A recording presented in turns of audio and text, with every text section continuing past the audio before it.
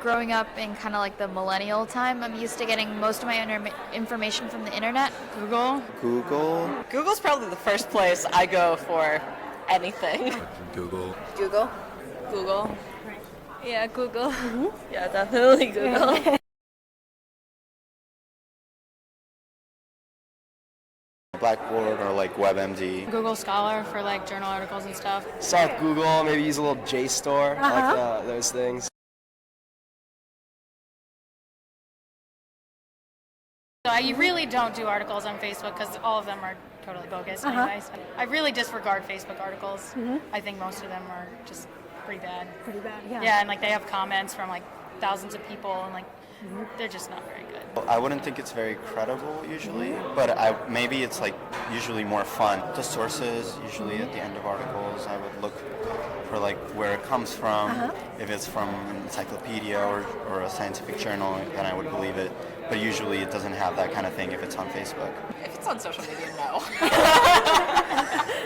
It depends. Sometimes, I find a lot of times like social media people post articles that like summarize a larger article, and so the summaries sometimes can be biased. So if I'm like actually really interested in the subject, which a lot of times I'm not, I'll go in, find the original source, and you kind of see discrepancies, or they frame it in a way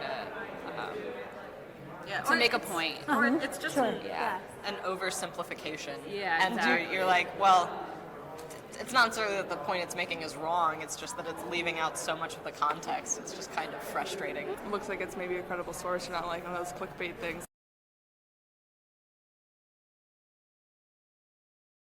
It helps if it says like Journal of Science, you know what I mean? So I guess long-term credibility and other people using the same sources, seeing it in class. You can tell pretty much by the website name and stuff like that. If it's in any way inflammatory, I automatically assume it's biased and that whatever's being presented. So if it produces like a really strong emotional response, then I'm like, there's probably a bias there.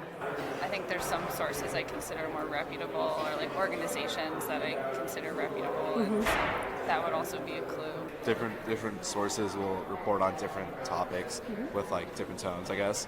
And so, I mean, if it's something I know about, I can recognize the bias, but if it's not, I guess I'm just victim to it. Yeah. We're all victim to bias. Yeah. Generally, like, if I've heard the name before, again, like the New York Times, like, I'll trust it because they check their sources. Yeah, I agree. If it's like CNN, like obviously it's like reliable. Yeah, when they link it to the actual website with the article, that's more trustworthy. If the source doesn't look reliable. And how do you sort of go about figuring that out?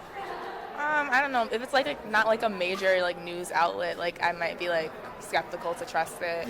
Yeah, if there's no sources behind what they're saying, or if a lot of the arguments are really biased, then that's generally a warning sign. A friend of mine had posted this article saying that, like, I can't remember exactly, but like the UN says like organic agriculture is the only way to feed the world, and but if you go in, it's actually like this huge document, and it says a lot of different things, and they just kind of extracted one point for the purpose of like a catchy, tagline, like headline.